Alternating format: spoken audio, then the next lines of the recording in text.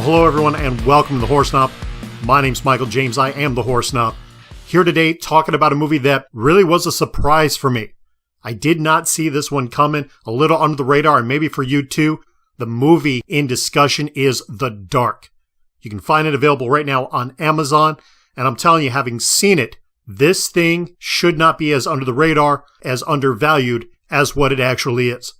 The storyline's going to feel a little familiar for those of you who maybe either read Let the Right One In, saw the movie version of that, or the American version, Let Me In, starring Chloe Grace Moretz.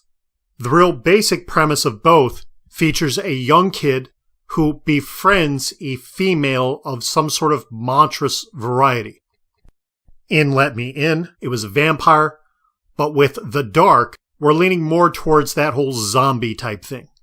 As they meet initially for the first time towards the beginning of the movie, the manner in which they meet, the reason they meet, is a very tense situation.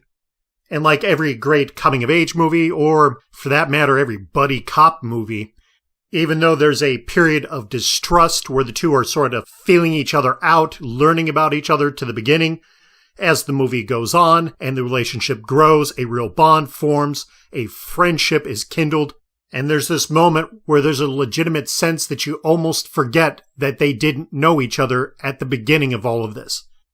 It's an emotion conveyed to us as the audience done so beautifully, so well through the acting chops of the two young people playing these roles in this film, Nadia Alexander and Toby Nichols. Two people, by names alone, you're not necessarily going to recognize. Toby Nichols, maybe the most prominent thing he's done in his young career so far is portray the younger version of Iron Fist in the Netflix series. As for Nadia Alexander, she's had a few more roles than that, a little older of age, a little bigger resume, which includes portraying Jessica Biel's younger sister in the first season of The Sinner. A really solid show if you haven't seen that one. The two worked really well together on screen, portraying characters that were believable, characters that, despite the grotesque manner of things that go on around them, that things they are involved in, you feel for them. There are honest moments where, as the audience watching this film, you not only relate, but you sympathize with what they've gone through, with the horrid things that have happened to them, and the unfortunate things they have had to do to survive.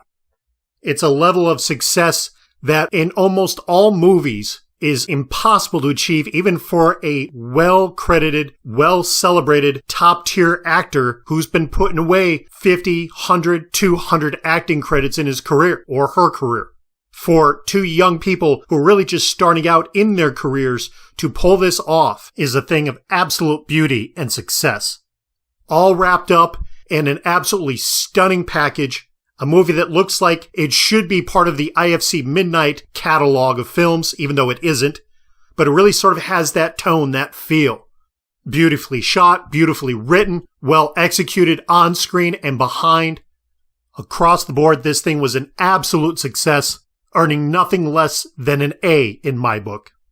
A near perfect film, led by Nadia Alexander on screen, and I'm telling you, this is a person to watch out for. A young up-and-comer, and I hope we see a lot more of her, particularly in our genre of choice. A solid, absolutely top-tier film that's one of my new favorites. You cannot wait to watch this thing. Hop on Amazon Prime, check it out, The Dark. Available now for your streaming pleasure. Alright, that's it for me today. As always, I invite you to take a moment, hit that subscribe button, and stay up to date with all the reviews like these that I'm going to be pumping out. While you're there, take a moment, hit me up in the comments below. Let me know what you thought of this film if you've seen it, and if you haven't, are you going to watch it? My name's Michael James. I am the Horror Snob. I thank you for tuning in, and we'll see you next time.